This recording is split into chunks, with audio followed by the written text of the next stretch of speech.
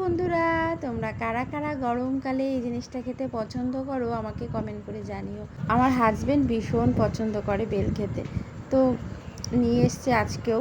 যথারীতি সকাল সকাল বসে পড়েছি শরবত বানাতে। আর এই বেল সকালবেলা খাওয়া কিন্তু বেশি উপকার, আমি যতটুকু জানি।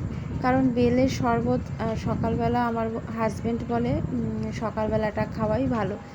আর জিয়া মর্নিং স্কুলে যায়, তো স্কুল থেকে আসার পরে আমি ওকে এই শরবতটাই দিই বেশিরভাগ দিনে। আর সোনা সকালবেলাতেই খেয়ে নেয়, খালি পেটে খায় আর কি। আর হাজব্যান্ডও তাই খালি পেটেই খেয়ে নেয়। তো বেলটা খুব সুন্দর এনেছিল আজকে, তবে সবটা দিইনি, কিছুটা রেখে দিয়েছি, ফ্রিজে রেখে দিয়েছি। কারণ অনেক বড় ছিল বেলটা, তাই জন্য অর্ধেকটা দিয়েই আজকে এই শরবত করছি।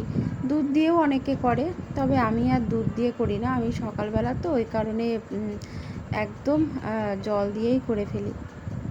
আর এই যে দেখো, একটুখানি চিনি দিলাম, ওই 2 চামচ মতন।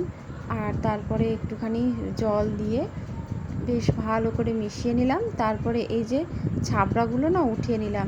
জিয়ার মুখে ছাবড়া বললে ও খেতেই চায় না, তো এই কারণে ছাবড়াগুলো উঠিয়ে নিলাম। আর এবারে গ্লাসে গ্লাসে ঢেলে নিচ্ছি, নিয়ে সোনা জিয়া সবাইকে একে একে দিয়ে নেব, আর আমিও একটু খেয়ে নেব। তো তোমরা কারা কারা খাবে চলে এসো।